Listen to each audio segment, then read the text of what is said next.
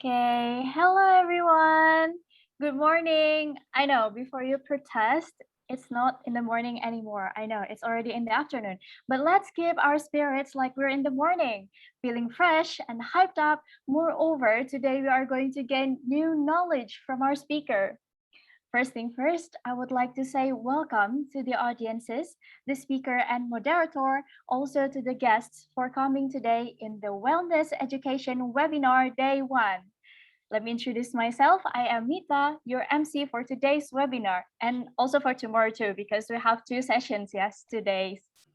Okay, it is nice to see you all today here. How are you today? Let me remind you first to turn on your camera and also mute yourselves. And let me know how you're feeling today from the chat box. You can type anything or you can also give a reaction. Yeah, Zoom provided you to give a reaction. So let me know how you're feeling today. Okay, Rati gives a love. Thank you. I bet you're feeling good today. Okay, thank you very much. There are some also giving emojis. I'm feeling good. Okay, thank you, Deis. Okay, a brief explanation about this webinar. This webinar is part of Community Services Project from English Language Education major of Universitas Brawijaya. The community service focuses on mental health and students' well-being. This webinar is also part of the Mindful Education Team project, a devotion team from English Language Education major Universitas Brawijaya. The students' worries and problems that they have to deal with, moreover in this pandemic, is the main concern of this team.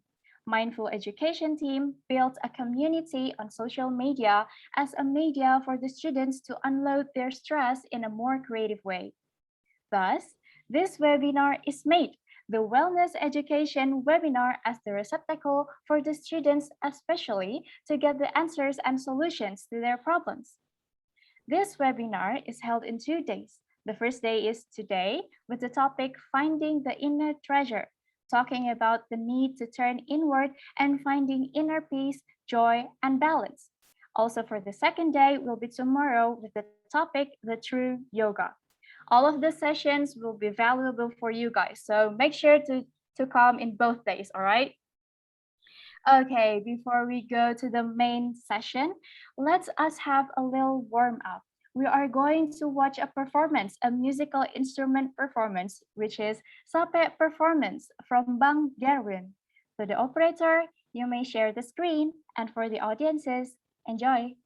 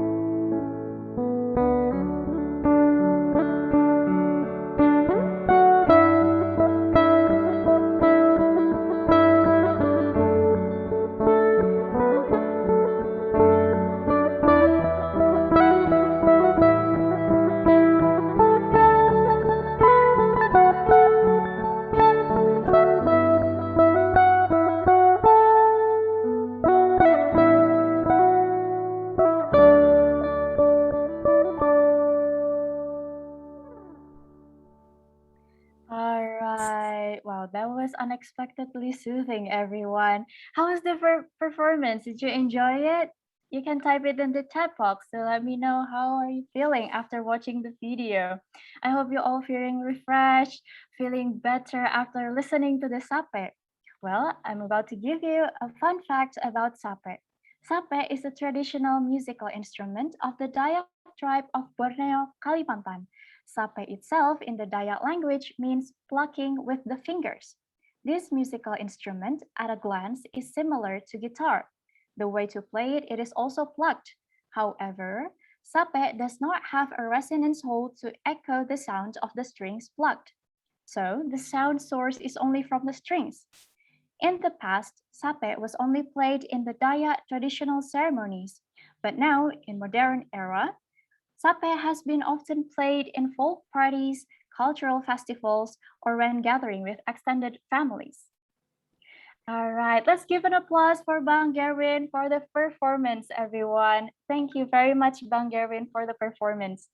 And now we are going to have a speech from Mem Dian Dagang, the leader of Community Service Group, who will also officially open this event. Hello, Mem Dagang. Hi, Mita. Hello, ma'am. How are you today? I'm fine, thank you. All right. Without further ado, the time and screen is yours, ma'am. Okay, thank you. So, good morning, everyone. I'm so happy, just like Mita said, although right now it's already afternoon, but we have to keep our spirit up. So, we have to keep saying good morning, good morning. So, I'm so happy today, and after listening to that sate, yeah, Mita, I feel so relaxed. And I believe that you also will feel the same. So today webinar, and we have actually 2 days, yeah, today and tomorrow. As the Mita explained previously, that actually this webinar can be held because of or as the community service for lecturers in English language study program. First of all, I would like to say thank you, and thank you to our guest speaker today, Ms. Shruti Bakshi, MBA MPhil, as the founder of Living Voice Project India. Thank you for joining us. And also, I would like to say thank you for all the committees, and also the our beloved students and participants. Thank you for joining in this event. On the behalf of our head of study program, let me officially open this 2 days webinar in wellness education. I hope all of the participants can have a beneficial through these 2 days webinar. So today we are going to talk about finding the inner treasure, and then tomorrow we are going to talk about the true yoga. Oh my God, I cannot wait to um, I cannot wait to learn how to finding my inner treasure. So thank you, and then enjoy. Okay, thank you to Ma'am Dagang for the speech and for officially opening the event. Let's give a digital applause for Ma'am Dagang, everyone. Thank you very much, Ma'am Dagang. I hope you enjoyed today's webinar too. All right, moving on to the next agenda, the one that you all have been waiting for. Yes, I know, to meet the speaker for today's webinar. But before that, let me introduce you to the speaker today. Operator, you might share the screen.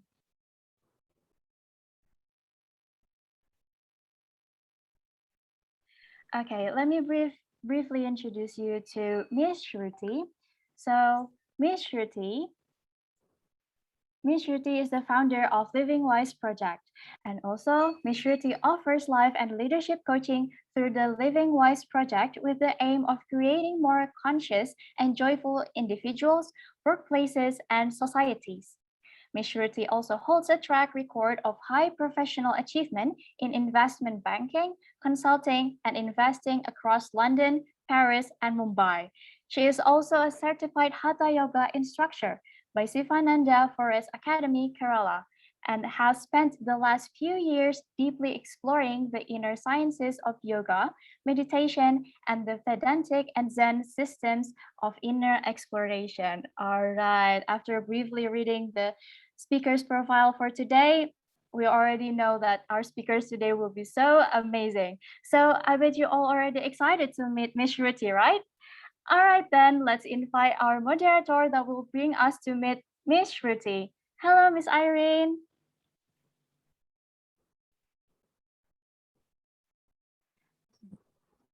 I think you are still muted, Miss Irene.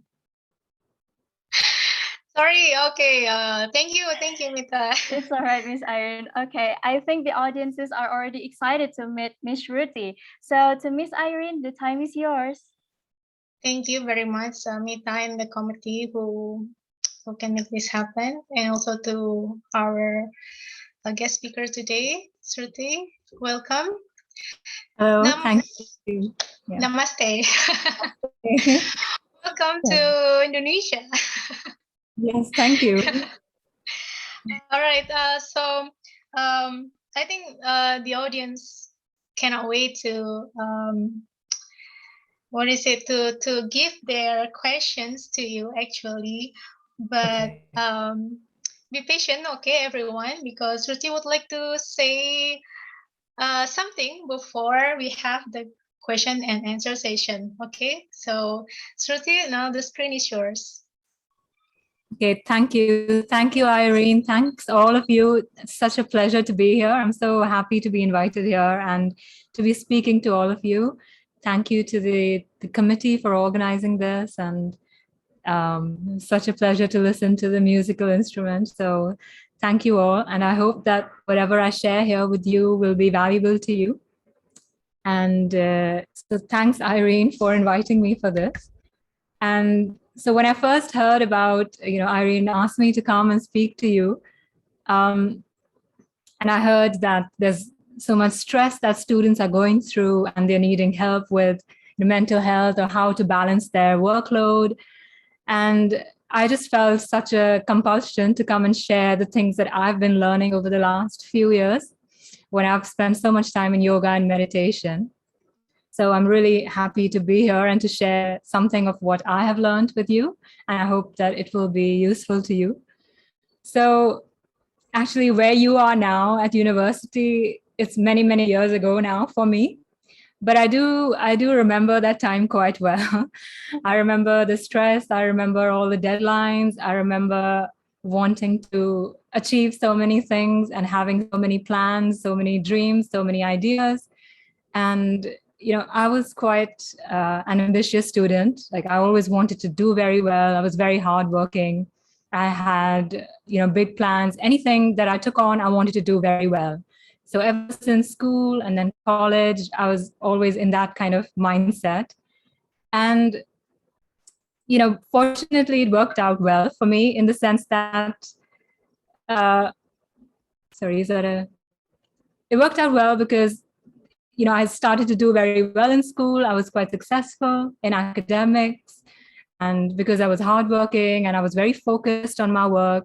And so it did pay off. And, I did well through school, through college, through university. And then I took on very challenging careers in banking and in consulting.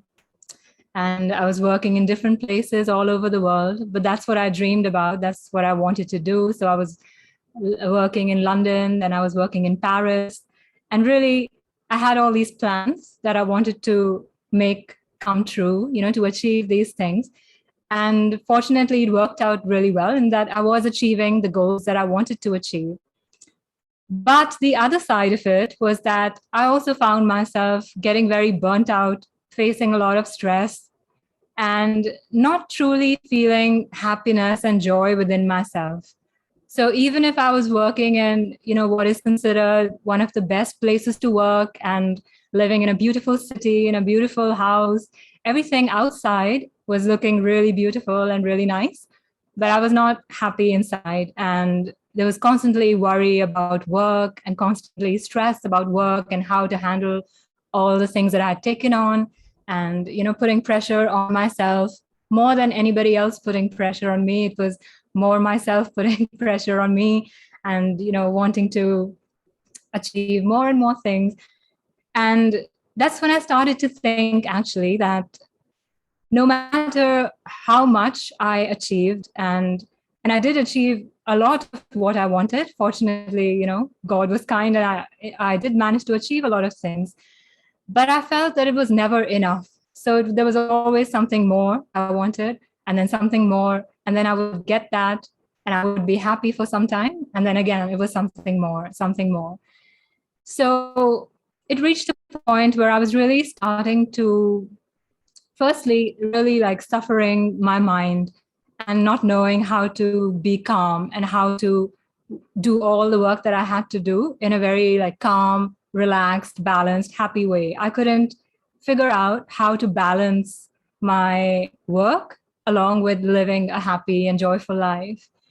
So at that point, I really started to contemplate, what is it that I truly want in my life?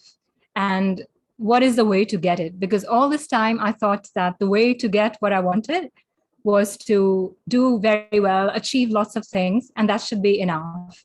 And I did everything, all of those things that everybody tells you to do.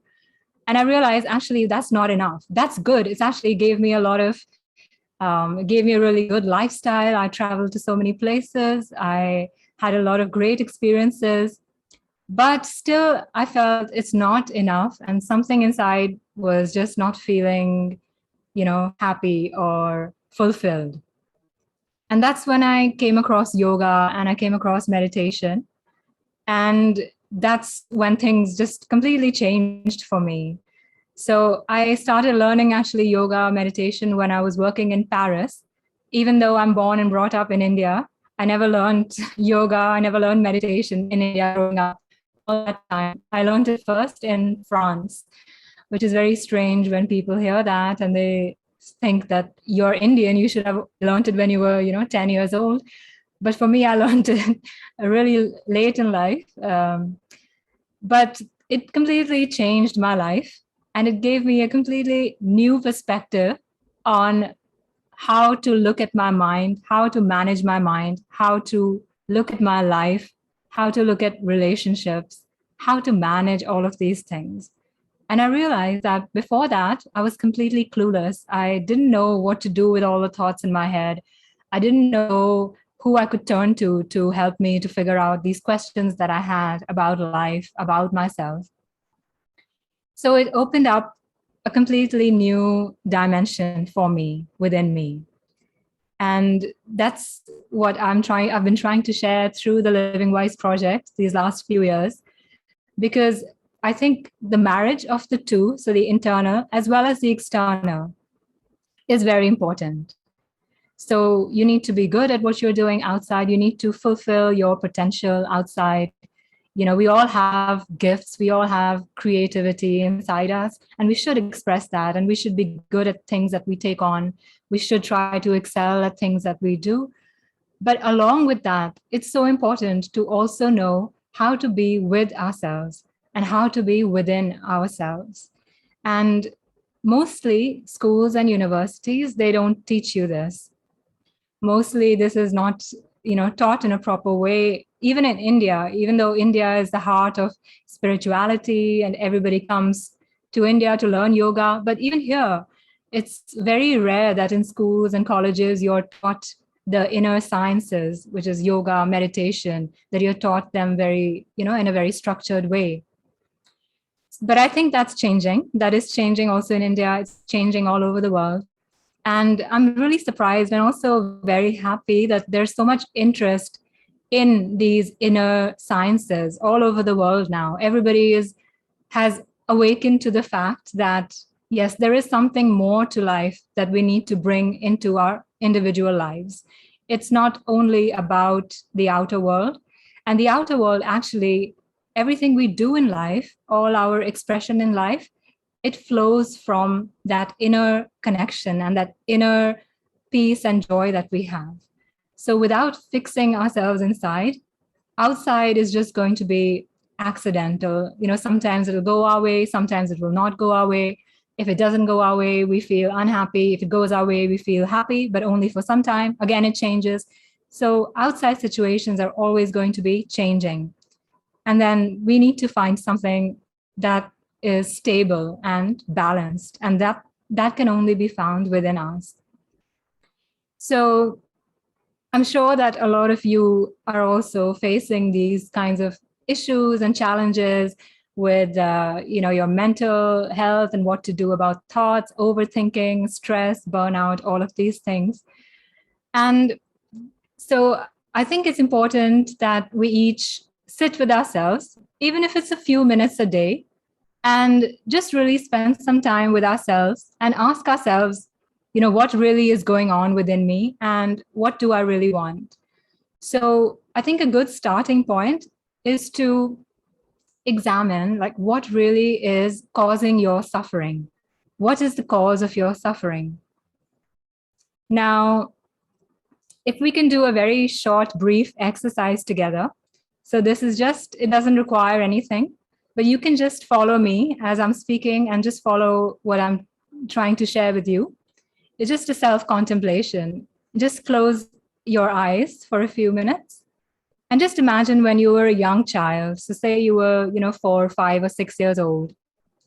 And just recollect how happy and joyful you were at that time.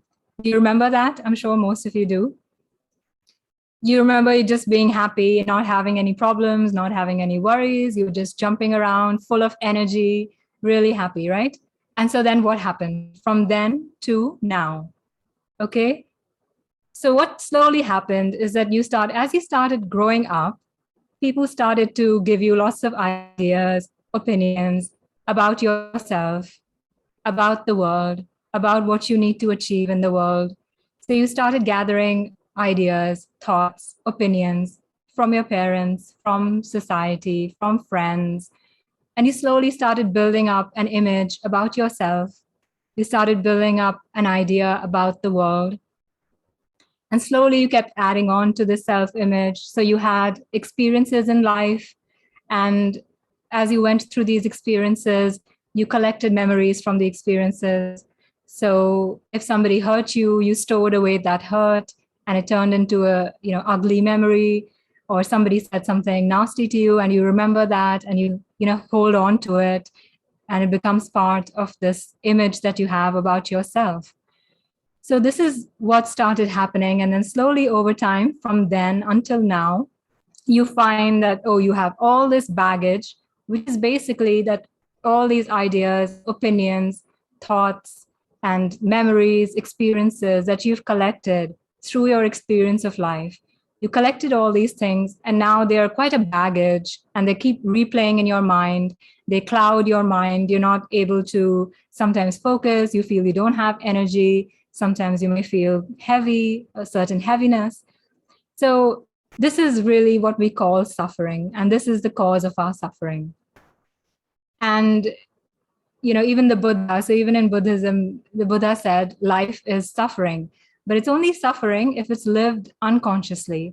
So this entire process of growing up, so since you were a child and until now, it's been an unconscious process of gathering these ideas, opinions. You didn't decide to accept a certain way of thinking. You just accepted it. It just unconsciously was gathered by you. And the whole process of yoga and meditation is to bring consciousness and to bring conscious awareness to the process of your mind and to the process of your life. So really, it's about this becoming conscious about what are we thinking, what are we believing about ourselves, what are the assumptions that I'm living in. All of these things really affect our mental state, affect even our physical health. And they affect our functioning in the world as well. They affect our joy, they affect our creativity. So I think it's really so important to take some time and to really reflect, even by ourselves, to take some time and to think over these things by ourselves so that we come to our own conclusions about what it is that we're suffering and where can we go from there. And so in India, the science of yoga meditation has been explored for thousands and thousands of years. So we have records going up to 7,000-10,000 years of yogis and sages who have very deeply explored their mind, and they've come out and shared about the nature of the mind and how we should look at the mind, how we are supposed to manage our minds. And this is what is shared through yoga and through meditation. So they are really tools to help you in your everyday. You don't really need to spend, hours meditating, or you don't need to go into the Himalayas and, go into an ashram. You can just even spend 10 minutes a day in the morning, just when you wake up, if you spend 10 minutes a day doing some kind of a practice, whichever works for you, it's going to have such a deep impact on your life. But it is like any practice, it is a practice where you have to start somewhere and you have to put in that effort, that daily effort, day by day, so that you can start seeing results.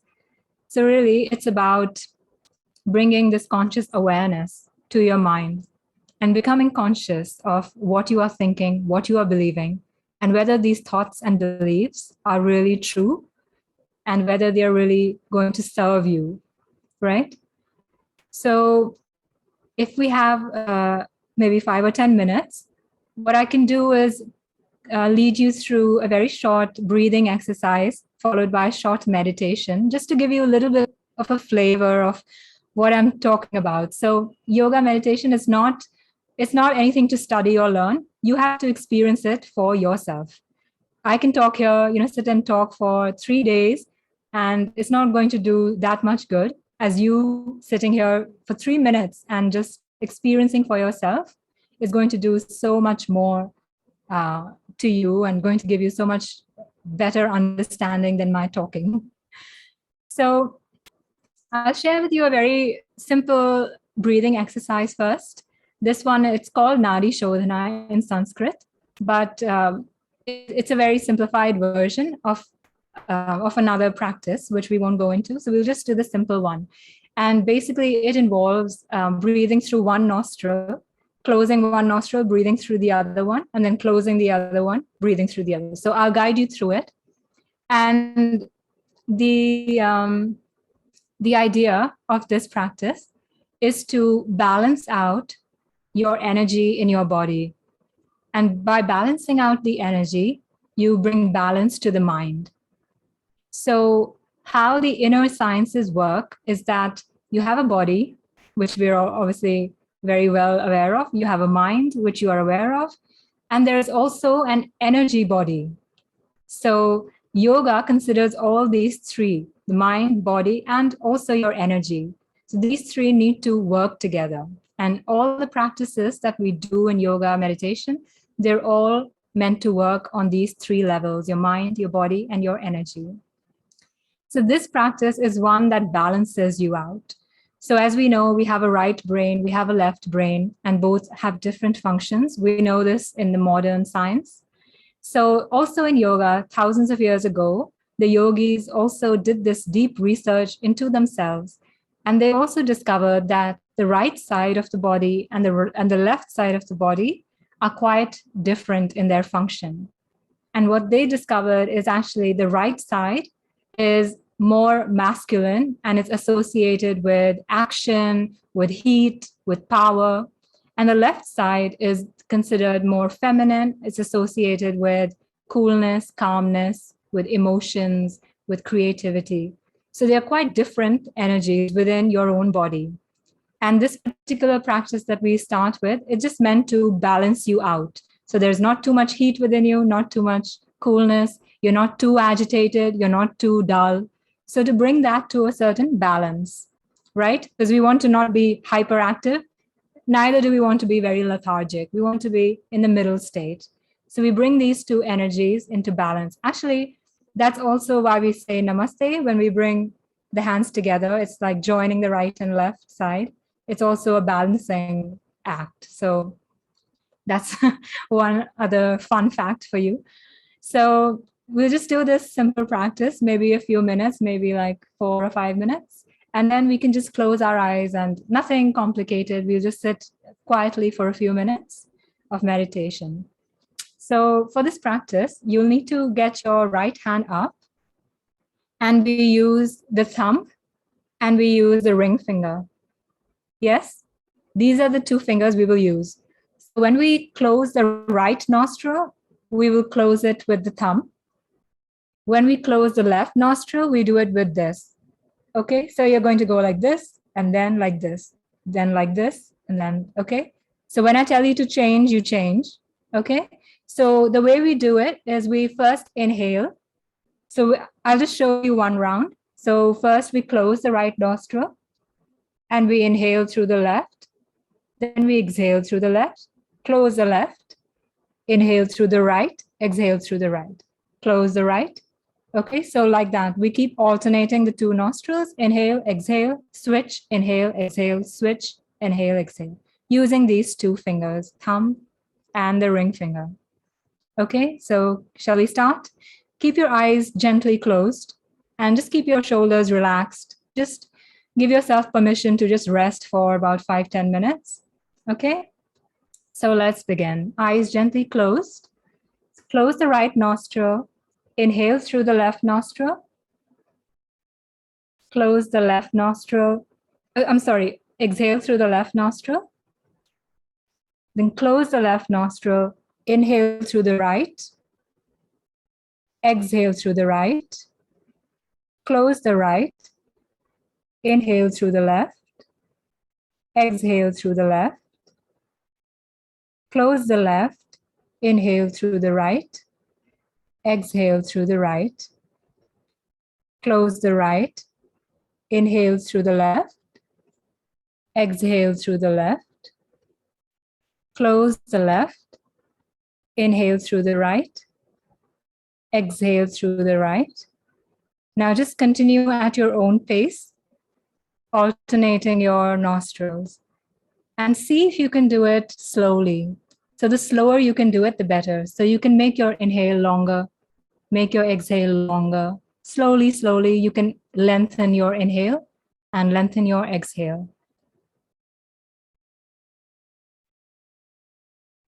So be gentle, no effort.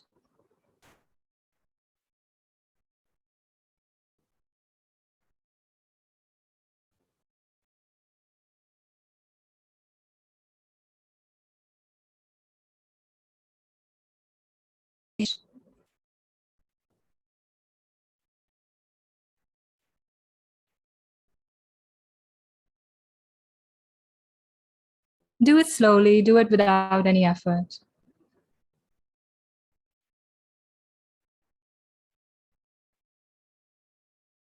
Keep your attention on the breathing. As you bring your awareness to the breath will become slow and gentle by itself. You don't need to force it.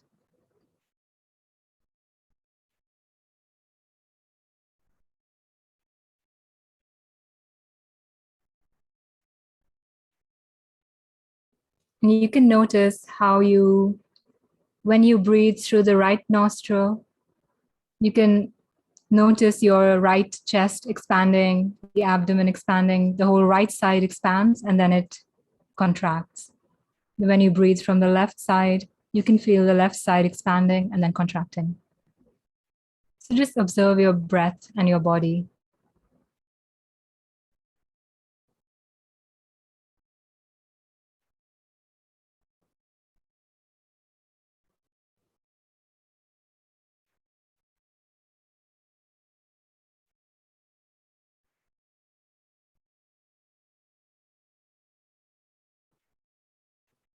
If you stop in the middle, you can always start again whenever you feel like. Just gentle and easy. Don't stress yourself. Don't make effort. Just easy, easy.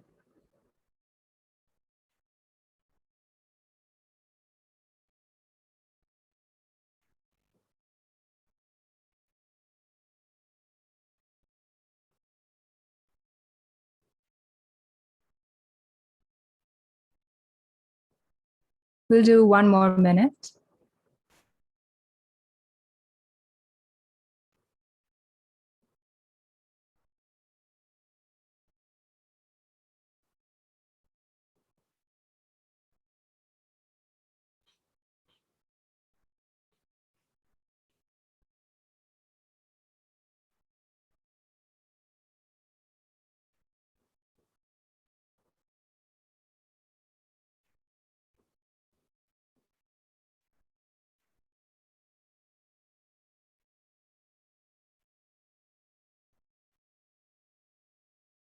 Okay, on the next exhale, just lower your hand down.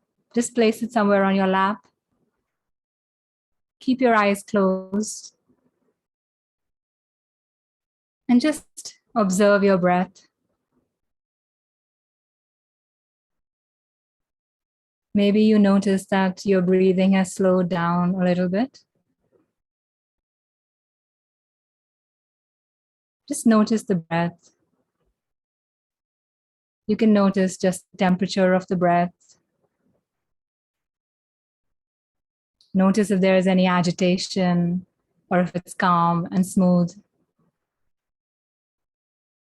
Don't try to change it, just notice it. Just the natural rhythm of your breathing, without forcing, without changing.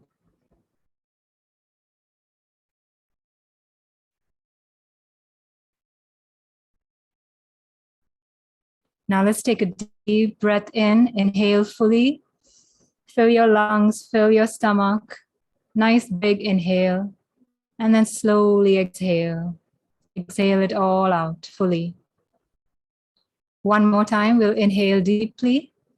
Take a nice big deep breath in. Filling your lungs fully, completely. And then very, very slowly, just releasing.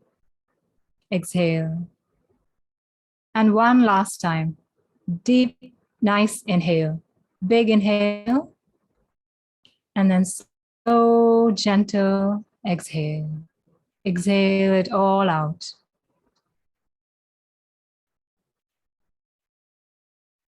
Just allow yourself to rest for a few minutes. So imagine you have nothing at all to do, just resting.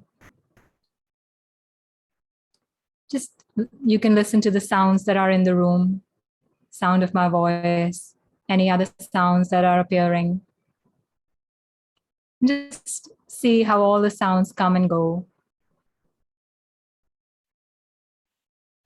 So you are not doing anything, you're just noticing what's happening around you, just listening to the sounds.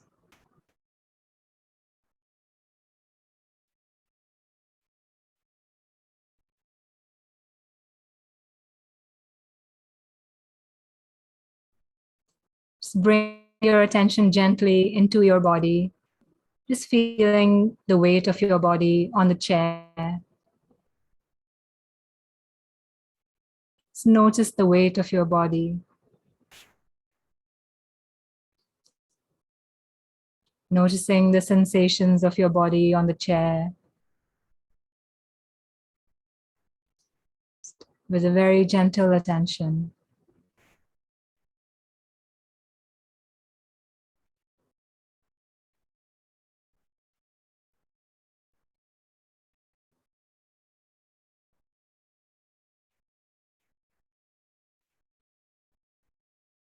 Be aware of your breathing also.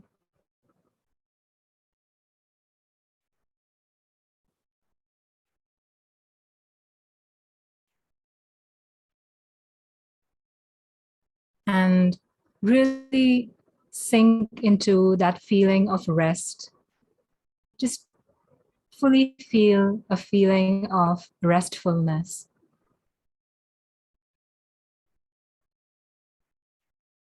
Without falling asleep. So you're still awake, but you're just resting.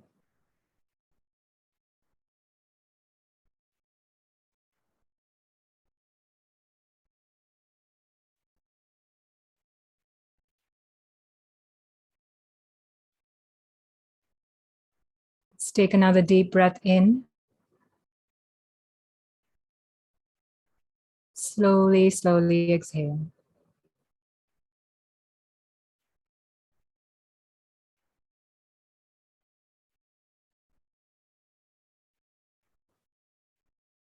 Just allowing ourselves to relax.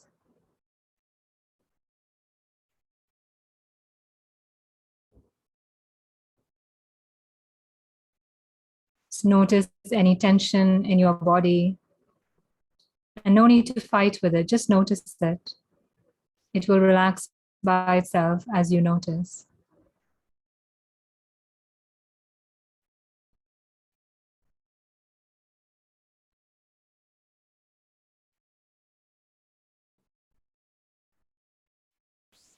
Usually we hold a lot of tension in the neck, shoulders.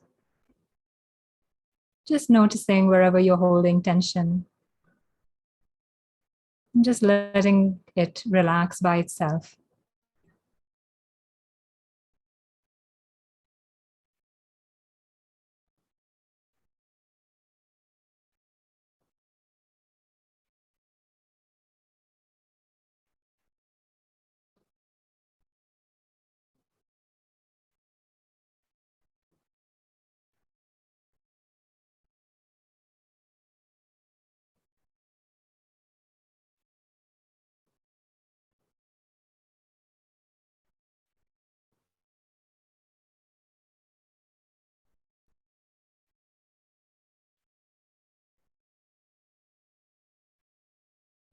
Let's take another deep inhale, slowly inhaling, full inhale.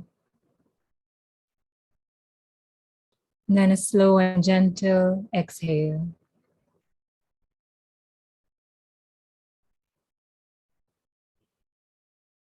Once more. So as you inhale, you can imagine you're breathing in fresh, good positivity into your body, fresh, good energy. And as you exhale, imagine you're letting go all the stale energies, all the stale thoughts, all the stale ideas, emotions, just letting them all go. So we'll just do a mindful inhale, breathing in freshness and goodness. And then slowly exhaling whatever is unwanted, everything that's stale, old emotions, old thoughts, just letting them go. One more time. So we'll do a mindful inhale. Fill yourself up with good, fresh positivity. And then slowly exhaling out all that doesn't serve us anymore.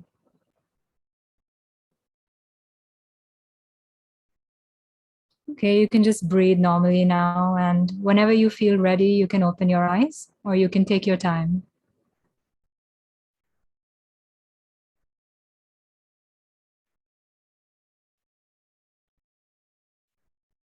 Take your own time, and whenever you're ready, gently open your eyes.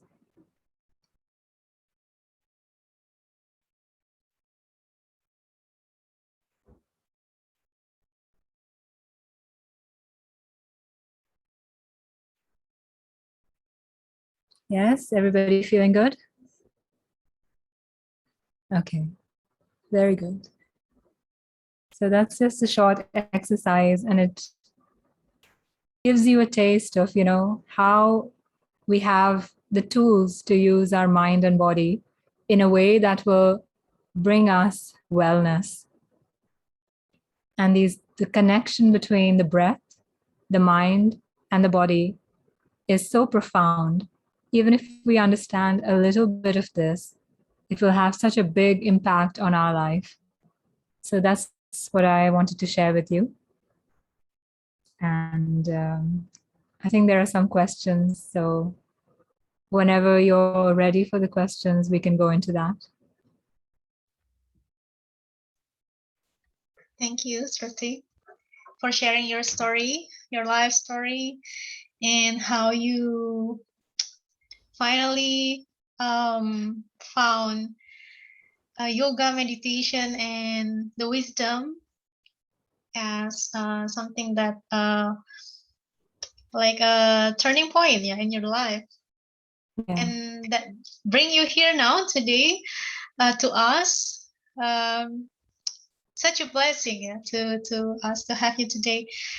And thank you for coming, everyone. Yeah, there are students here, mostly students, yeah, from not just from Brawijaya University, I think, and there are also lecturers who are here.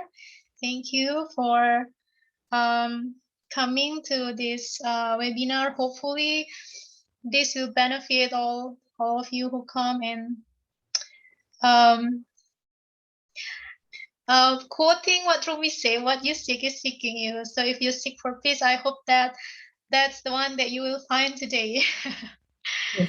Okay, so actually we have gathered questions on the registration form, and there are many questions from the participants here, the audience here. Okay. But I think before I read the questions, maybe there are, I really would like to give opportunity, a chance to the audience to raise their questions directly, because this wellness education webinar is for all of you. Yes, it's not for me especially, but it's for everyone. So I would like to give that chance to you. If you have any questions, or the question that you posted in the registration form, if you would like to ask Ruthie directly now, please turn on your mic and and just ask your questions.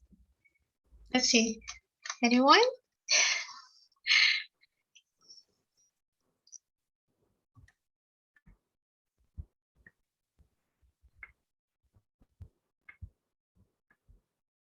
Maybe not yet. Saying something personal like this, maybe not something that we get used to, Shruti, in Okay. Indonesia.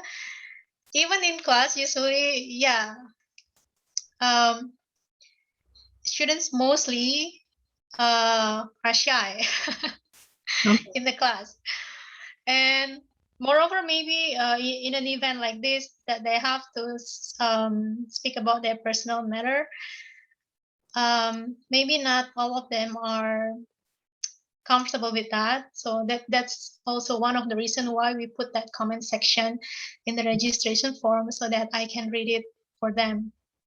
Or if they want, they can also send me a private message on the chat, and I can, All right. if they want a question there, you're welcome to do that. And I won't read the name out, but I can answer it. Yeah, that will do too. So audience, please, if you have any questions, you can message us Shruti in private, or just put it in chat box, and then I will read it for you. Yeah, but if you want to speak up directly, that's also fine. Okay, I will read the first question. So we have chosen some questions from the audience here. The first one is, how do we learn to feel satisfied with the life that we have? How do we know that what we have now is more than enough? So how to live in the moment like that? Okay. So I think I also a little bit touched on this when I was talking about my own life and experience, is that our mind will never tell us that something is enough, or, this is fine and we're satisfied. The mind is always going to live in the past or in the future, and it's always going to want something more. And as long as we are very identified with our thoughts, we're always going to feel unfulfilled, and we're going to feel unsatisfied. So that's where this becoming conscious of your thoughts, becoming conscious of your mind is so important, because we tend to believe everything that we think. And because we tend to believe all our thoughts, we find ourselves very soon suffering our mind, because we're just believing all these thoughts that are coming up.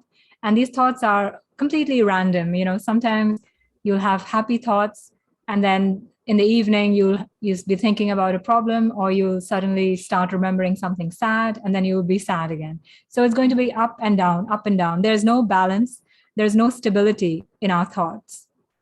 And so when we talk about this inner treasure, it's trying to find something which is not inside our thoughts and our thinking.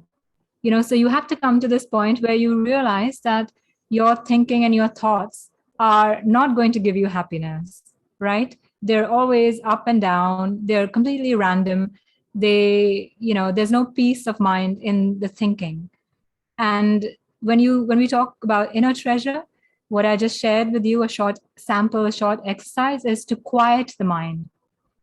That's your inner treasure, is this quiet mind. Even if you spend a few minutes quieting your mind, quietening the thoughts, then you discover something within you that's not connected with what's going on in your mind, that's not connected to what's happening in the thought process. The thought process will always tell you something is wrong, you are unhappy because of this, and this should change, that person should change, the situation should change. It's always going to make you unhappy. So disconnecting from all of that jungle happening there, disconnecting from that and resting, finding quietness despite the thoughts, finding that quiet place inside, that's your inner treasure. And actually, that's where the true joy and the true contentment lies. So we tend to think that, something that we achieve is going to give us happiness, but it's actually the other way around. Happiness is inside, and you can bring that out and you can express that in the things that you do in the world and whatever you create. So it's actually the opposite way. It's not that I need to get this, I need to get that, I need this person to change, I need this person to be nicer to me, then I feel happy. If you live like this, then you're always giving your power to other people, to events, right? So your remote control. So if you're there's a TV, your remote control, you're giving to everybody else. Here, you press the buttons and I react depending on how you press the buttons. So you need to take your own remote control back and you need to find what is stable within you. Otherwise, it's always going to be, sometimes happy, sometimes sad, sometimes happy, sometimes sad. So when we talk about finding true happiness, how to be content, how to be in this moment, you can only find that by this process of finding your quiet mind. And you can take up any little practice, even 10, 15, 20 minutes a day. And that will really help you to connect. And you see the effect of that in your life. You see how it changes how you are in every situation, how you respond, how you react to situations. You will not react the same way. So if there is a certain situation that makes you feel bad now, or there's a certain person that you react to badly and you wish that they change, but you'll notice as you begin to work within yourself, as you find what is truly satisfying, if you find that inside, you'll see how it expresses out. And people will be surprised that they see such a change in you, that you're not reacting the same way, you're not upset about the same things.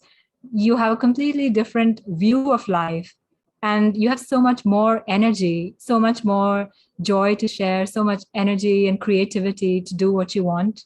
So yes, again, I would say spend a little time with yourself for these things to contemplate, because you're all so young. I mean, you're all in university, and this is the time for you to really understand your body, mind, yourself, understand your mind, understand where it is you want to go with your life, where it is you want to take your mind, where you want to take your body, how you want to create in the world.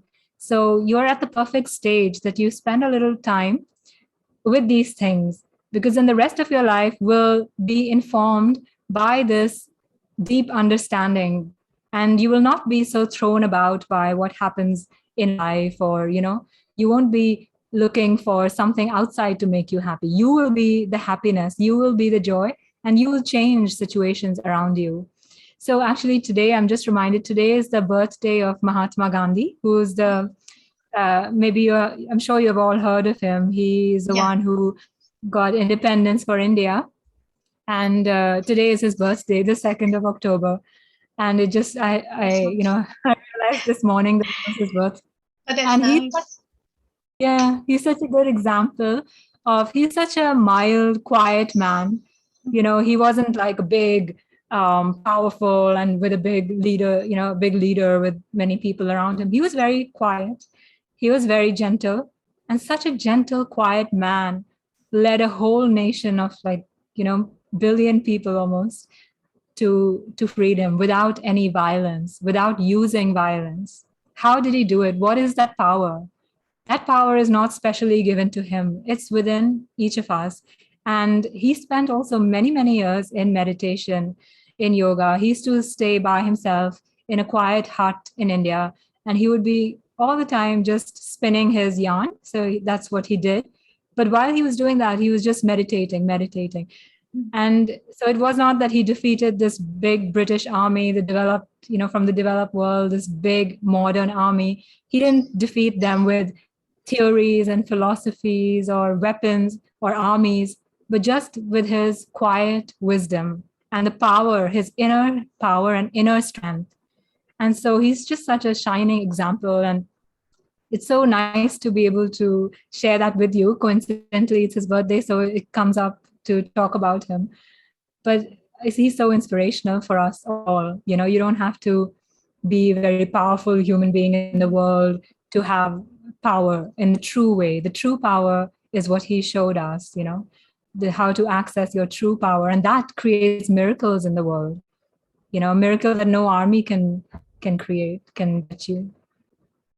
So Thank you, Shruti. I hope that answered the question.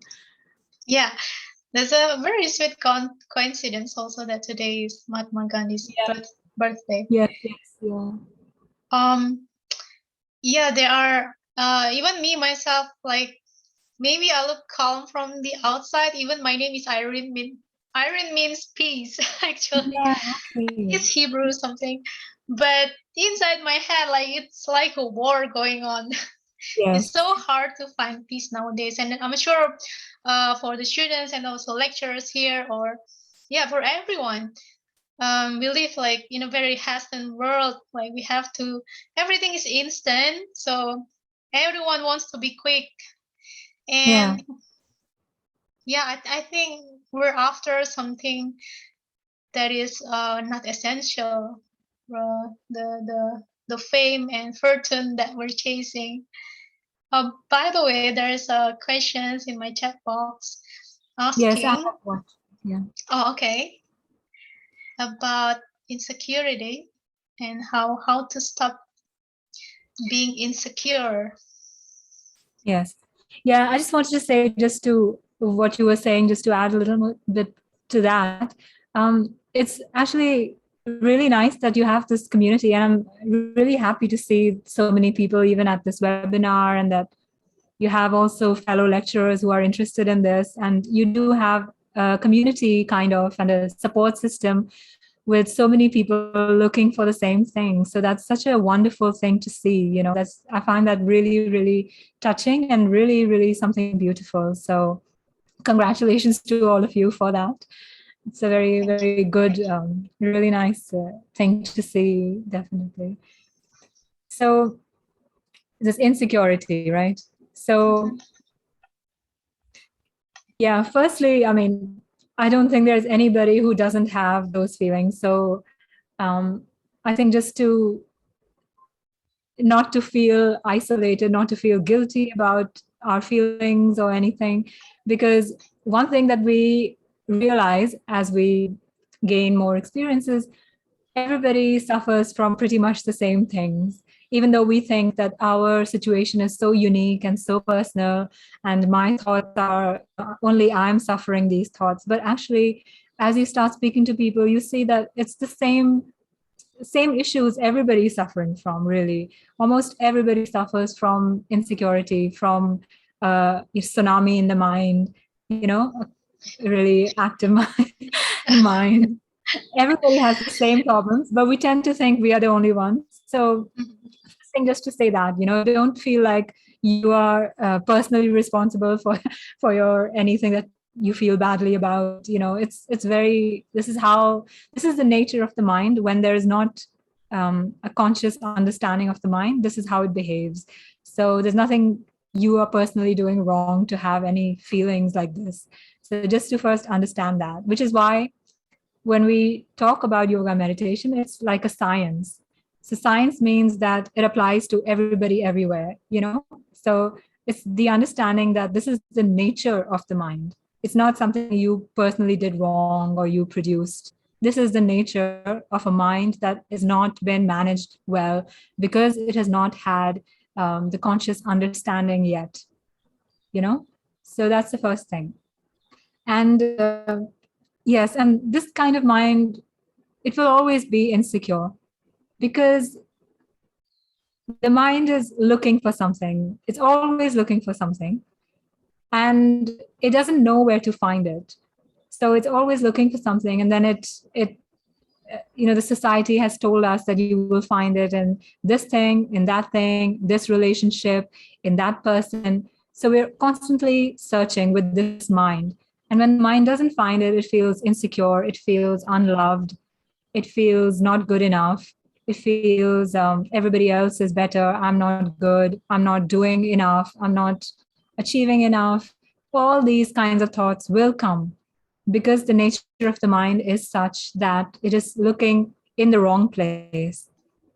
And as you slowly begin to bring conscious understanding to the mind, you will change the orientation of your mind. The mind will understand that, oh, my happiness, it can't be because somebody spoke to me nicely, so I'm happy. And then if the person tomorrow doesn't speak to me nicely, then I'm going to start crying.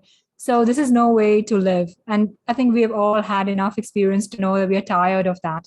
We're tired of, one day feeling happy because of something, the next day feeling bad because of something. So this kind of roller coaster will happen in the mind. So this insecurity of what should I do, and other people are better than me. All these are because we haven't truly found our connection to ourselves. And we have not spent enough time being strong within ourselves to see that this is what I want to do with my life. These are my strengths, and being clear about that. And then going in the world and just doing our best. And when you go in that way, when you approach life like that, then you're not going to feel insecure because you know you're doing your best, and you know everybody has their own capability and you have your own capability. So you won't always be comparing yourself to other people, right? Because even if you look at nature, you know that every leaf looks different, every snowflake is different, every fingerprint is different, right? So, and you won't expect an apple tree to give you coconuts. So you understand that you have a certain set of gifts, you have a certain personality, you have a certain expression that's going to be different to somebody else. So why would you compare yourself to someone else?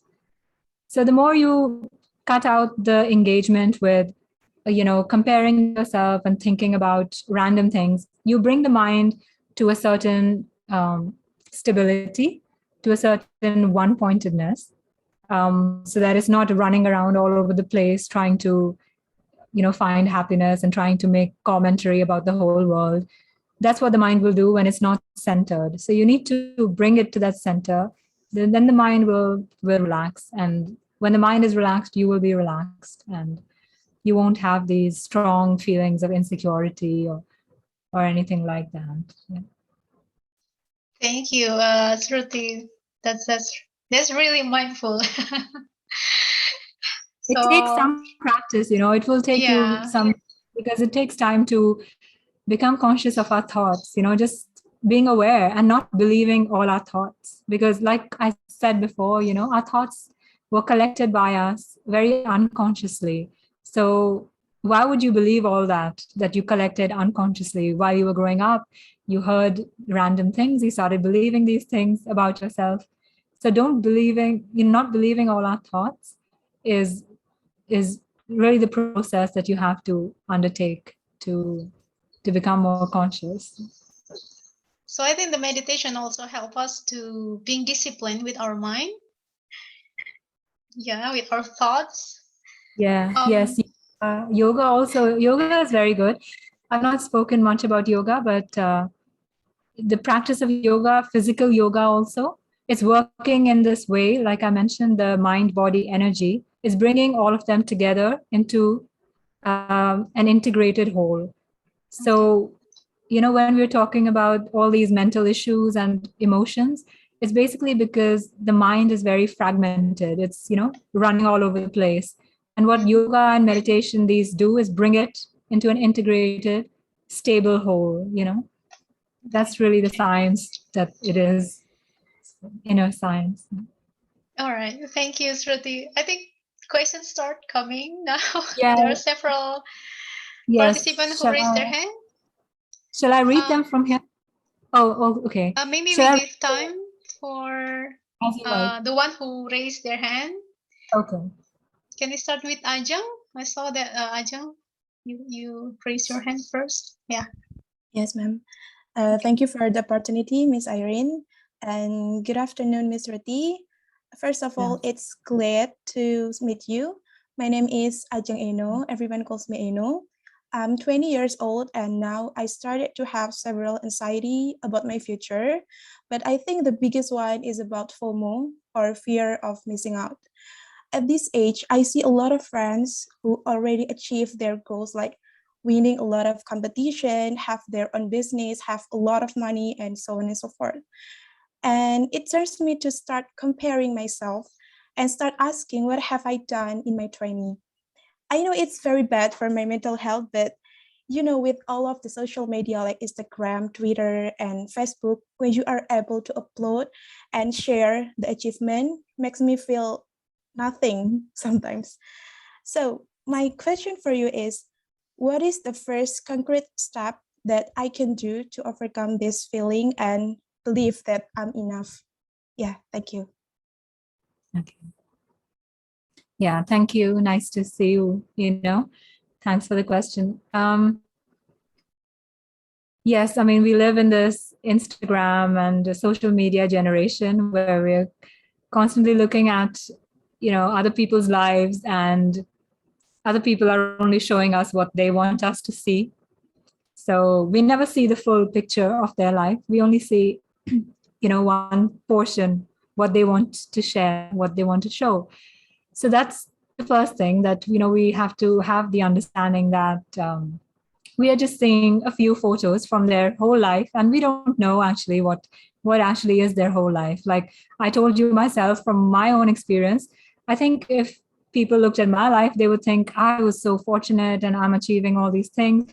But I know that inside I was not happy. And we also see that, with celebrities, where sometimes we see in the news that somebody has committed suicide, unfortunately, or that, some of them are really facing a lot of mental health issues. And we look at their life and we think, how can somebody who is so famous and have so many millions of fans and have such a wonderful life, how can they have these kind of mental health problems? I would be so happy if I had all of that, right? That's how we think. So that's why I'm trying to say that the inner and outer are not necessarily aligned unless we consciously align them. So what's happening on the inside and what's happening on the outside, they can be very different things, which is why we always say, in yoga, is first manage the inside, and then the inside will take care of the outside.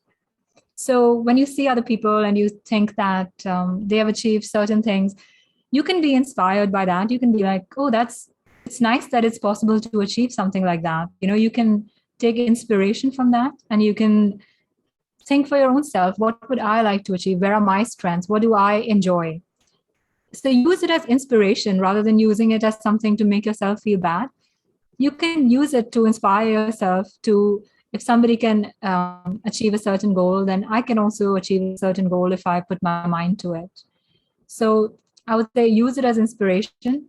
You have so much time ahead of you. You're only 20 years old. So there's no need to feel like you've missed out on anything. You have so many years ahead of you to really, to bring out your talents, to bring out your interests, to understand yourself better, to live a more holistic life. So it's so great, actually. You're so fortunate that you are able to ask this question at this young age. I didn't figure this stuff out until I was 30. So you have such a good head start. You're starting to think about these things, you're attending, seminars like this.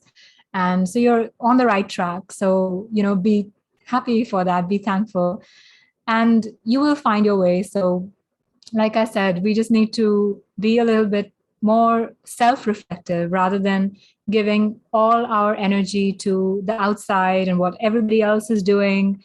Rather than spending so much energy into that, bring some of that back and spend it on yourself. Isn't it better to invest in yourself than invest in every random thing? So we don't even realize how much energy we waste, and we leak out so much energy by looking at the whole world, looking at what everyone else is doing. And if we just put a little of that energy into ourselves, we will be able to achieve amazing things. So keep that energy for yourself, spend time on yourself, focus on yourself, bring out your own talents, and you will definitely achieve whatever it is you want. So I hope that answers your question. Okay, Yeah. thank you, Ms. Ruti, for your answer. Thank you, Shruti. Like so far, what's been sticking in my mind is about that remote control that you said.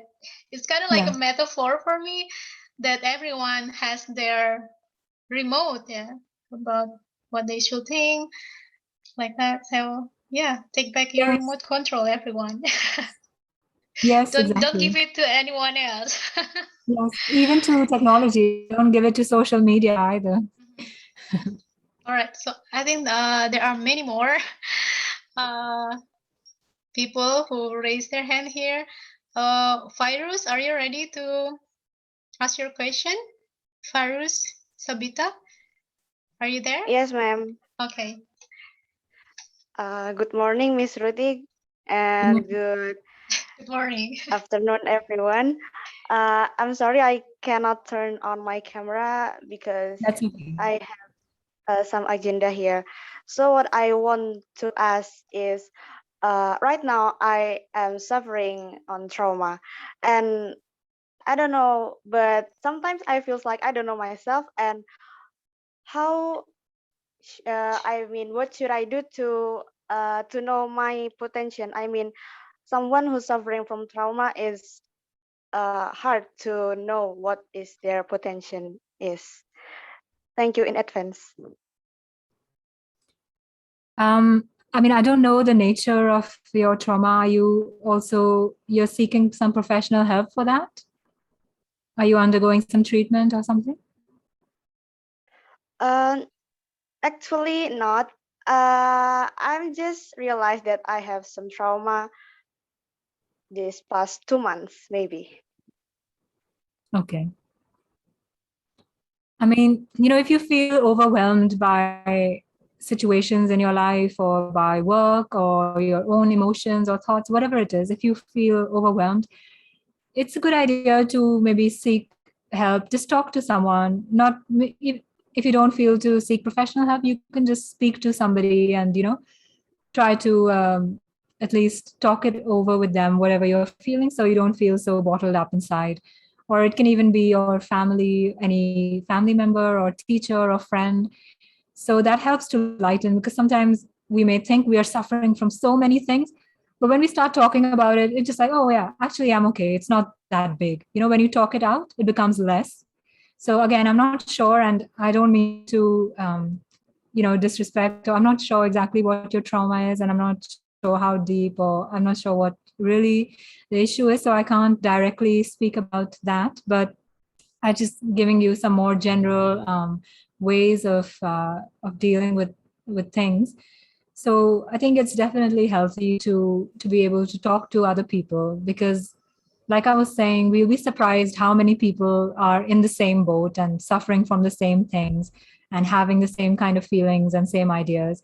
So it's very healthy. Or also things like art, music, expressing creatively, doing some painting or taking a walk, something like this also can be helpful, so that we don't feel so bottled up inside. This is just more generally, I'm speaking to everybody.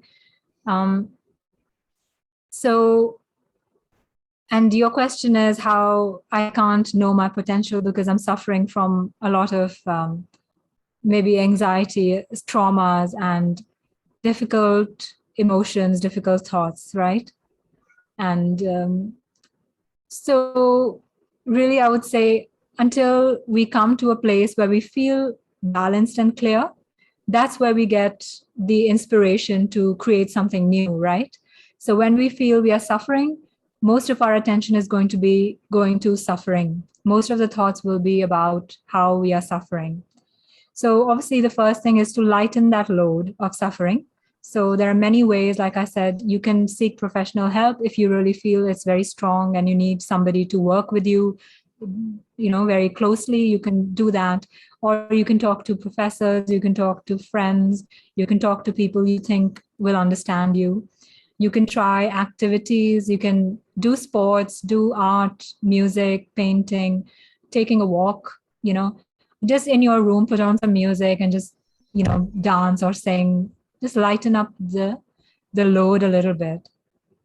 So that's the first thing I would do, is to get out of this cloud. So when you're deeply suffering, it feels like you're in this cloud and it feels like there's no way out of that cloud, right? So the first thing we need to do is to lighten that cloud up a little bit. And there are many ways. So each one, it probably is a very unique experience. And so without speaking to you personally, without knowing you, I can't suggest directly for you. But I don't know if some of the options I've given you can take one of those routes. And as you start to lighten that, you'll feel lighter and you will start to enjoy things more. And as you start enjoying things more, you'll know where your interests are. You'll be like, oh, I really enjoy reading poetry. And this is something I want to do more and more. And so you may go down that route. And that may be your, where you find that your potential is achieved. Or you may like to write, or whatever it is, you may like to make movies, films. So your interests will come more alive. They will become more obvious to you, right? So first we need to change this mindset of the suffering mindset. We need to look at whatever the trauma is and get it out of your system. There are many, many ways, even yoga, meditation. Yoga is very, very good because yoga is actually working on a very deep level, changing the chemistry of your body. And so, we've all studied science and we know that there are chemicals in our body. And actually today, even modern science, you go to a psychologist, he will recommend chemical medication to change your mood, to change your mindset, to make you feel calm, to make you feel happy. Today, they give you medicines for that. But in yoga, we came to know about this chemistry of the body thousands of years ago, and they realized that you can create a good chemistry, positive, joyful chemistry through doing yoga, through doing meditation. And yoga especially, it's very, very good to get these kind of traumas out because it really changes the energy of your body very deeply at a deep level. If you can do that, again, I'm not sure how deeply you feel that you are suffering, but if you feel you can take up something like that, like something like yoga or something, that will be very, very helpful. It will change you from inside. It will start changing. You don't need to understand how exactly it works, but it will change the chemical makeup. It will change the cellular makeup of your body, and you'll start seeing changes within yourself within a few months. Does that answer your question, or am I completely off track? I hope I got what you were trying to ask. And I'm sorry we can't have a deep discussion about your particular issue because, again, I don't know what it is and I don't know if you're willing to share. So if you want to say something more, you're very welcome to ask anything more. Is that clear for you, Fairuz? Would you like to ask something more about it? Okay, I get a clue to overcome it. Thank you so much, Miss Ruthie. And I will try your tips to overcome my trauma. Yes, yes. So yeah, trauma is something that I think we're holding on to that thought. Yeah, when maybe like when people hurt us, when we think people hurt us, like, or something happened bad to us, and then we're still clinging on that event. So Yes. that was causing the trauma. So again, it's about our mind. Yeah, if we decide to holding on to that thoughts, then we're still there on the pain. Yes. Right. Yes. Thank you. Thank you, Yes. Shruti.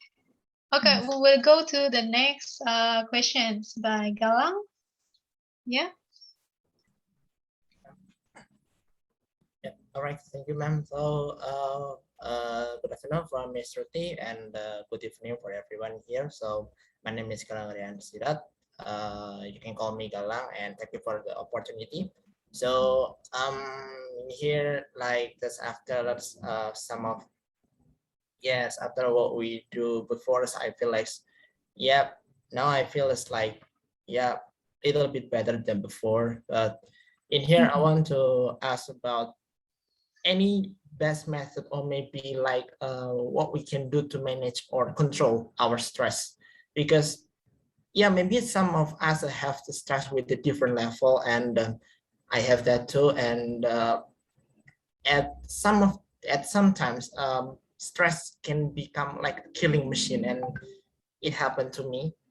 Is it like I have stress, I feel like in level 2, I feel it's like I got explode of my stress twice, and I feel at that time it's like everything is uncontrolled. I feel like what I want to do at that time is I want to kill someone. I want to kill someone at that time, because it's like all pressure come to my mind, all pressure come to my body, and that's just explode at the time suddenly. And yes, what I felt at the time is like I just want to get out, I want to take a knife, and I want to kill someone at the time. So but luckily it's not happened at home. It's happened in border home when I at Malang, but I still afraid if that happen again at home and I can control that, yes, the result can be, I can imagine that. So that's all my question about a best method. How can we manage our stress like that? Is it mainly the work stress? What is it that really gets to you? What kind of stress is it? Is it emotional? Is it mainly because of the workload, or is it some personal relationships? What is the main thing behind it? Or is it a combination? Yes, it is combination, because of some of tasks when I come to class, and there's tasks come to me as from one class, and when I go to next class, I got tasks again. And I am a leader of one organization in my university, and then yes, we have some event, we have some of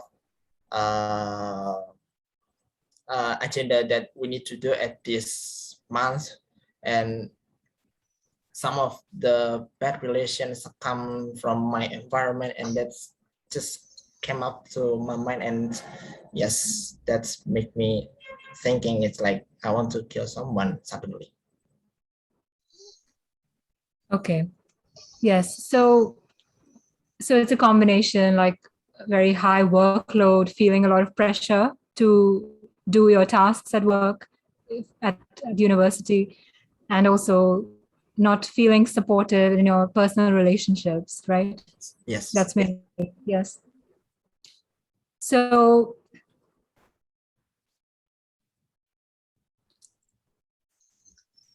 I think, of course, it's really good if it's possible for you to take out a little bit of time, like even 5 minutes every morning if you get up in the morning.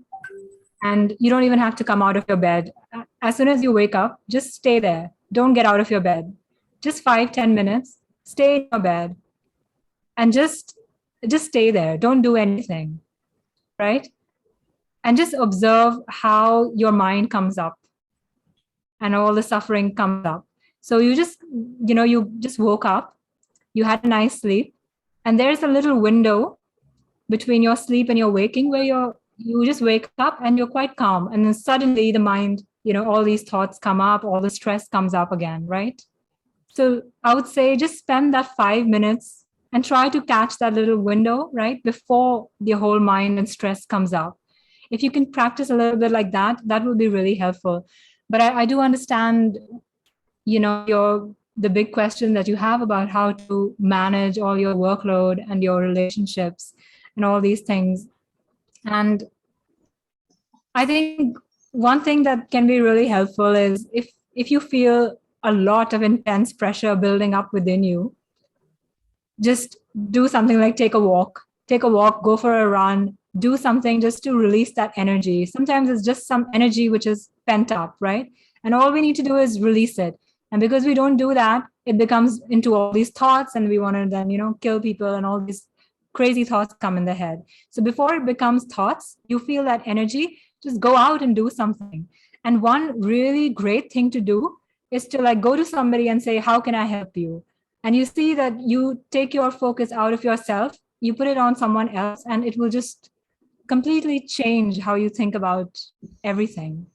So that's one thing that you can experiment with if you feel like it. I know that sometimes it can feel a lot of suffering. You don't have the impulse to go and volunteer for anything. But if you want to experiment with that, you can do that sometime. Just volunteer for something. Don't think about it. Don't think, oh, I have so much work to do, this and that. Just do something that you would not ordinarily do. Do something different. And it will just change that energy which is inside you, It will just completely change it. So I would say try that. And if you really feel everything is really too much for you, then just take like a few days of holiday.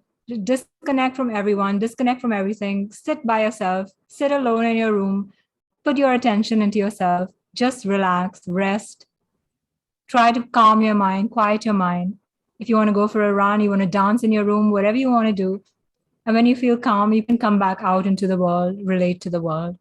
So that's definitely, don't feel like you can't take time out. Don't feel like everything is so much in your head. And, sometimes the pressure feels like the whole world is on your head and there's no way you can get out of this world. And it just feels really unbearable.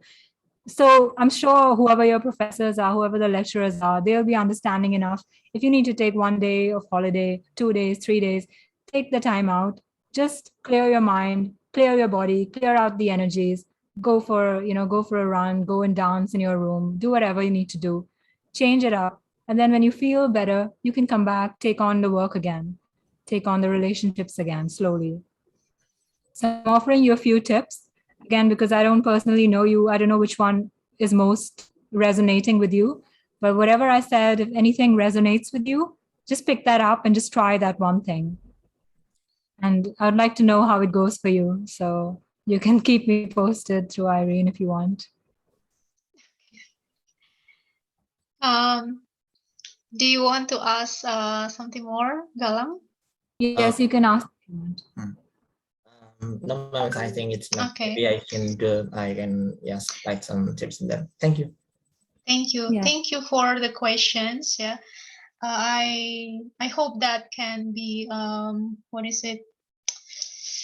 lesson 2 for all the participants here. So There is some chat. yeah. There's Okay. Jaswa. Would you? Do you still want to ask something, Jaswa? Okay. Can you hear my voice, madam? Yes, Yes. I can hear you. Okay. Okay, thank you. Good afternoon, madam and everyone. I want to ask, every person has a different mentality. And I have one friend, and I think he's depressed because he was cheating by the girlfriend. So I always see he in WhatsApp. He always making a sad WhatsApp status. So I think this is depression. So what should I do to him? Perhaps I can give him supporting, or maybe going to meditation together. And yeah, what is the answer when I do when I giving to my friend? Okay. Yes. Thank you. I think, yes, it depends on how much he is into depression. It really depends on how depressed do you think he is, because sometimes when people are very depressed, they don't even want to go for meditation. They don't even want to do yoga. So you can tell them and they will just get angry at you, and they won't like it very much. So if you feel like you can suggest that to him, then you can try that, and you can see how that works out. But if you feel he is deeply suffering, you can just gently inquire how he's doing, not directly, because I think nobody likes to be confronted when they don't want to share, they don't want to talk about their life, or they don't want to talk about their problems. Then they don't like people who are very upfront. So you can very gently, quietly ask him how his life is going, ask him about what he's doing these days, and slowly try to talk to him and get to know him, what really is going on within him. I think that's the best thing you can do as a friend, is to be understanding about what he's going through, to try and understand what is happening with him. So just maybe try to get him to talk to you a little bit, start like that. And as he starts to open up a little more, you can start to share more things with him, share your own wisdom, your own understanding. And then maybe later, after 1 or 2 years, he may even come to meditation, yoga with you. So, start slowly. I think it's not good to put pressure on anybody. Nobody likes to be pressurized, and nobody likes to be told you have a problem, you need to meditate. If they come themselves, then that's beautiful. That's wonderful. Like, you all are here. You've all come yourself. Nobody told you you have to come and you have to come. So when you come by yourself, it's a very different thing, but you can't really force somebody. So I think no time in history, anytime, there was never a time when any Indian went out with a gun and said, do yoga or do meditation. It always has to come, when you are ready, then you will come. So we never force anyone to do yoga. I never force anyone to do meditation. Even my family, nobody does except me, but I never force them to do it. I never even talk about it unless they want to talk about it. So this is something that comes from inside each of us. And when you are ready, like when the student is ready, the teacher will come. So trust that. And with that trust, you can move, slowly start to talk to your friend and see how life directs you. Go with your intuition.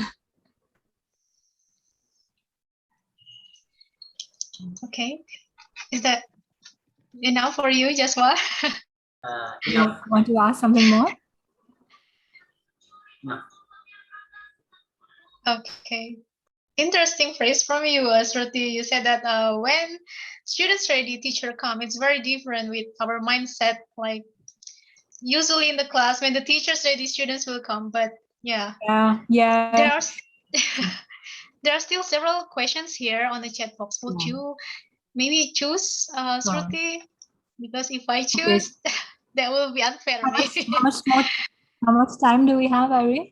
5, unfortunately. 5. Yeah. Okay, I haven't read them. I'll just read them. Maybe I'll read them out quickly while I go through them. What is the best time to do yoga? Usually I would say morning is best, or evening. Like during the day, it's very hot. So we try to avoid doing it in the daytime, but before it gets too hot, so early morning, and then after sunset, around sunset is a very good time. Actually, around sunrise, around sunset is the best time if you can. Next one is how to stop being insecure. I think we did that. Then how do we keep our mental health stable even though the situation we are currently living is uncomfortable and unpleasant? I think we've spoken about this. I think I've offered a lot of ways that you can do that. And the best way is to really spend 10 to 15, if you can, spend 20 minutes every day, preferably first thing that you wake up in the morning. Spend that time with yourself. Do a little bit of the breathing exercise that I taught you, and just sitting quietly in meditation. So you can do like 5-6 minutes breathing, and then 5-6 minutes just sitting. And as you do that, you will notice a change within you, and soon things will start to change in the way that you interact with people and the way that you handle your life. There will definitely be a change. So work from yourself first. Start with yourself. Next one. I was diagnosed with anxiety disorder as an effect of bipolar disorder. It affects my life badly. Whenever I feel panic, sad, or in every uncomfortable situation, it will be hard for me to breathe. But my doctor said it wasn't asthma, it was my physical response to my anxiety. I listened to some advice, having some time for myself, contemplating, and even trying yoga and meditation. But the problem is, the more I try to take a deep breath, the harder it gets for me to breathe. I'm really looking forward to hear your advice. Okay. So, start slowly. So don't feel like any of this is any kind of a pressurized activity. So this really relax into any practice you take up, especially yoga meditation. Start where you are. So if you can only do 2 rounds of the breathing, that's it. That's fine. Just do 2. And then slowly you build it up slowly over time. So when I started doing yoga, I couldn't do half the things in the class. I was so bad. I was not flexible. I couldn't do even like everybody would be doing these poses and I would just try and I would fail, try and I would fail. And that's totally fine. Each one is different. Each one is starting at a different level. So go with your own body, go with your own capability. So just because somebody can meditate for 5 hours, it doesn't mean you have to do that. You start with like 5 minutes or even 1 minute, even 2 minutes. So just start very, very slowly. Don't feel any pressure about doing any of this. And it will change. So you have to just be a bit consistent. Just start with a little bit of breathing, however you can do, just gently, or just paying attention to your breath. Just start, with a few minutes a day. Start that, be disciplined about it. Do it for 1 month, and then you see that there will definitely be a change. It has to be, because like I said, it's a science. It's not that I want it to happen, so it will happen. It's a science. So if you do it correctly, it will happen. So start very slowly. Don't feel like I can't do yoga, I can't do meditation. Everybody can do something. Wherever you are, just start wherever you are. Even 2-3 minutes a day. Start it, but make a start. It's important. Then, is mental illness genetic or hereditary? If so, can mental illness be cured?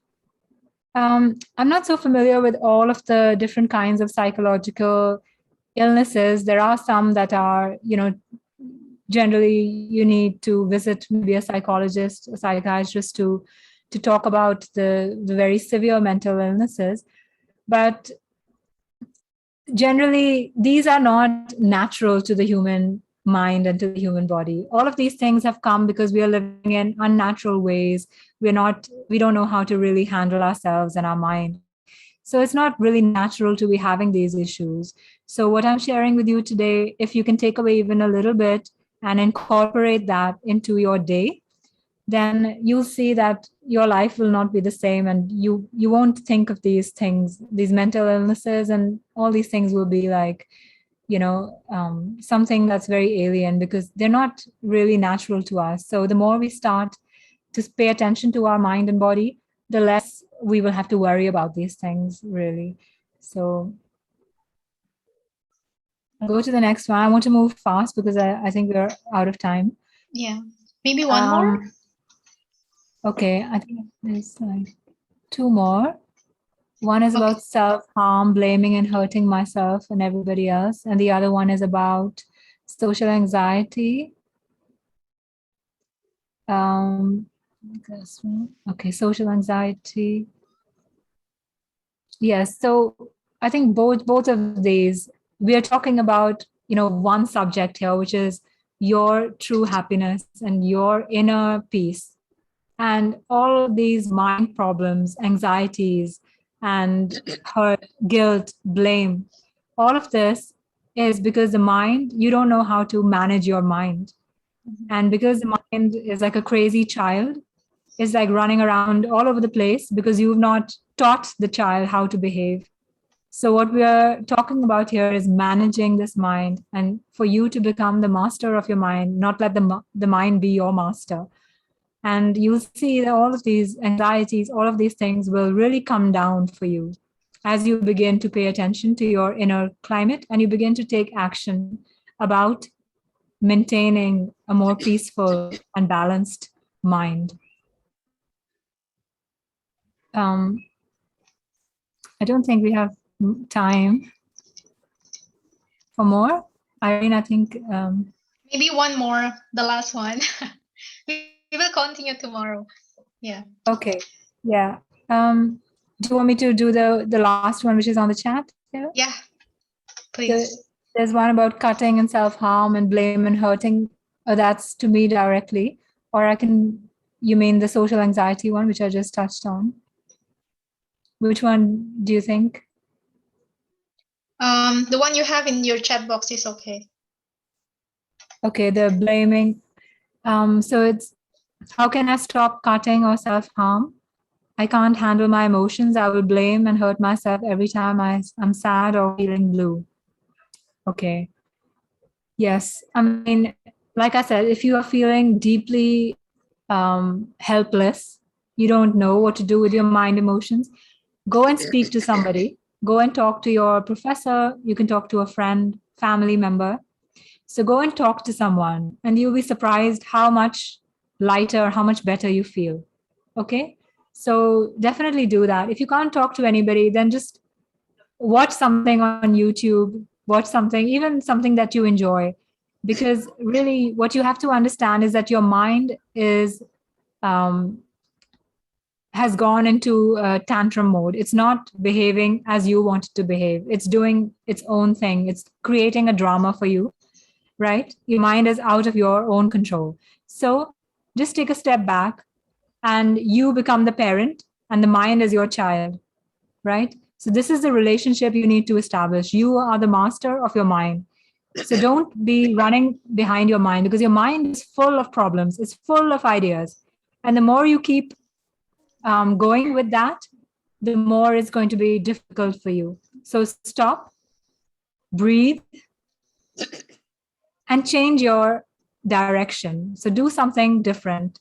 Either go take a walk or even take a nap or talk to a friend, call up a friend, or watch something on YouTube that you like, or just put on music, sing, dance. You have to disconnect from your mind, detach from these thoughts. That's very, very, very, very important skill that you have to learn is how to detach and disconnect from your mind. Because like we said, this mind is not collected consciously. It has been collected unconsciously. That's why it's giving you so much trouble. So you need to make the mind, you need to bring consciousness into this mind. And you can do that in so many ways. Yoga, meditation, or even just very, very simple ways in disconnecting from this crazy process that goes on. Just disconnect from it. Thank you, Shruti. Thank you so much for your sharing and solution for everyone who has given their questions today. We apologize if we cannot really answer all of your questions now today. Yes. And actually there are more than 100 questions collected in the registration form as well. But we'll continue tomorrow and hopefully we get the essence of today's talk, yeah, that everything happens actually, all this mentality happens in our mind. So how to solve that is to change the way we think, yeah, to fix this mind by detach ourselves from those thinking and those negativity. We will talk more about yoga and meditation tomorrow and answering more of your questions also. But before I end the session for today, there is one suggested activity actually from Shruti. May I ask help from the committee to share the wonders?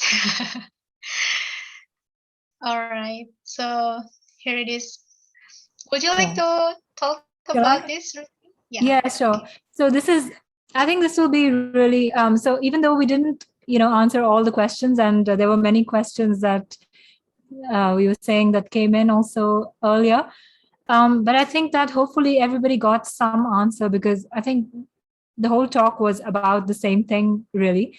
And all the questions were just coming down to the same thing. If we come down to the fundamental of it, it is really how do we manage this mind? And for some people, it plays as social anxiety. For some people, it's stress. For some people, it's negativity. So there are different issues, but the problem essentially is the same. So this was a little exercise that I suggested. It's very short, just 5 minutes. Even if you don't have 5 minutes, just 2 or 3 minutes. So if you feel like it, so it's not compulsory, because I know you have a lot of work and you have other things to do. But if you have time and if you feel like it, you can try this. So basically, it's 3 steps. You can just sit with a paper, and first you can just write down 5 things, only 5 things. Don't write more than that, because we can go on and on. 5 things that you want to change, either in yourself or in the world around you. So you want, something to be different in a certain situation, or you want something to be different within you. So write down 5 things. And now the second step is completely different. Now you just think about what is present around you in your surrounding that you can appreciate. So many times we are lost in our thoughts, and we are not aware actually that such a great and wonderful existence is going on around us. The sun is shining from millions of light years away.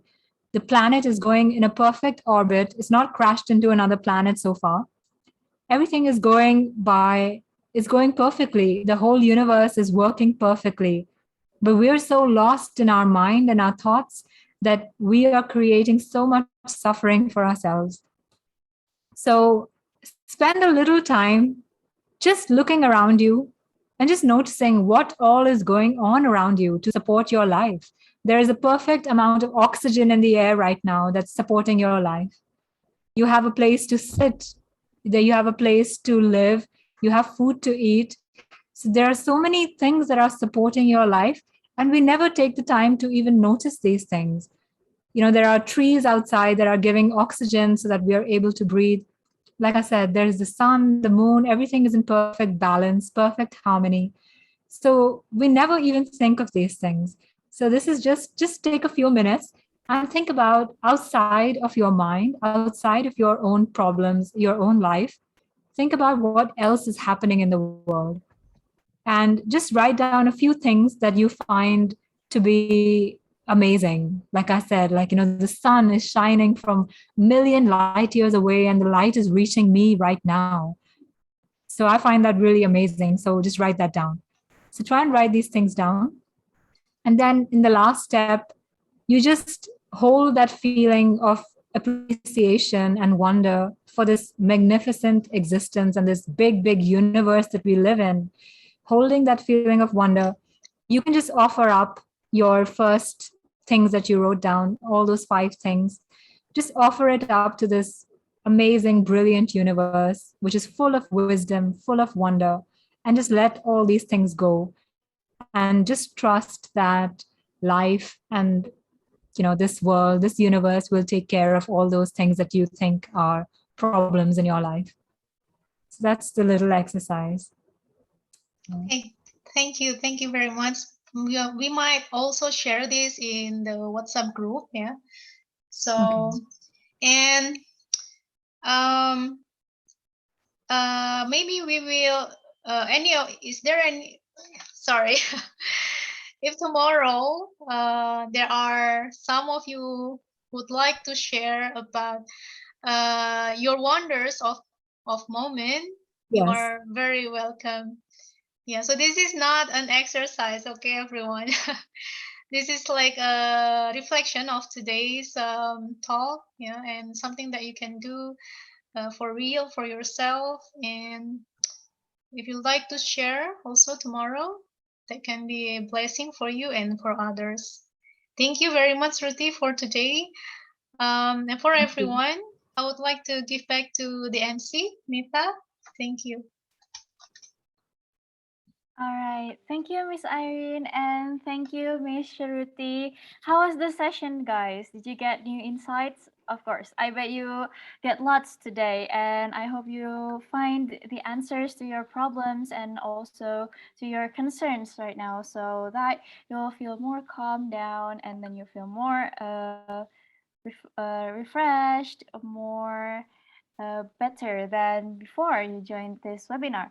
Okay, before we end today's webinar, I would like to ask you to check the chat box because the committee is sending you the exit ticket that you need to fill in, as it is a requirement for you to get the e-certificate. And okay, has it been shared?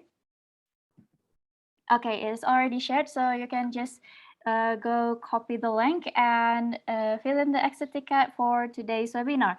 And also, while waiting for you to fill in the exit ticket, let's make a memory for today's webinar so everyone can remember that you're present in today's session, and also to make it a memory for all of us. So for the operator, you may help to count down and screenshot the screen for documentation. Okay, starting from slide 1, on the count of 3, everyone. 1, 2, and 3. Okay. Now for the second slide. On the count of 3. 1, 2, and 3.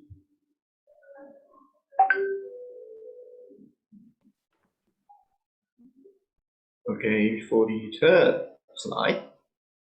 Everyone, 1, 2, and 3. All right, guys, you may turn on your camera. Has it done yet, operator? One last slide. Okay, for the last Okay, slide, the you can last turn on slide. your camera. So we have a memory here. Ready, everyone? 1, 2, 3. Okay, that is all. Thank you. All right, thank you very much for the help, operator. All right, time flies so fast, everyone. Today we are already at the end of today's webinar. Before I end today's webinar, I would like to ask you to see what you guys think about today's experience. How was it? You can write it in the chat box, or is there anyone who wants to volunteer to share their experience? You can just unmute yourselves. Anyone to volunteer to share what makes you feel right now after going through Ms. Shruti's explanation and also the breathing exercise? May I? All right, Dais, yes, you may. Thank you. I got a lot of new insights today. Also, I got a lot of new perspective. I got a lot of new ways how to do yoga. Lately, I've been also trying new things like yoga and meditation, but it doesn't really help for me. But today's webinar helps me a lot, and also giving me a lot more knowledge. So thank you. All right, thank you, Dais, for sharing, and thank you to Ms. Shruti for the first session or the first day of webinar wellness education webinar. And don't forget also to come for the second day, which is tomorrow at the same time, 3 p.m. Jakarta time, because we are going to have much more fun and much more relaxed time, and also more meaningful conversations tomorrow. So once again, thank you very much for coming today. Mita, Thank as the you. MC, would like to say sorry if there's any thing that went wrong, and thank you very much once again for coming to today's session. And see you, everyone. Have a good Saturday night. Thank you. Thank you. See you tomorrow.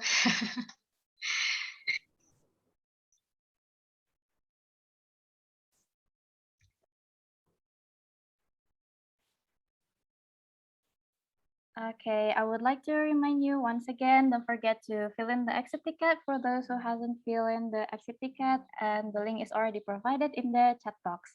And also you can download the file for the Finding Wonder for you guys to reflect to yourselves only for 5 minutes. Thank you everyone and see you tomorrow.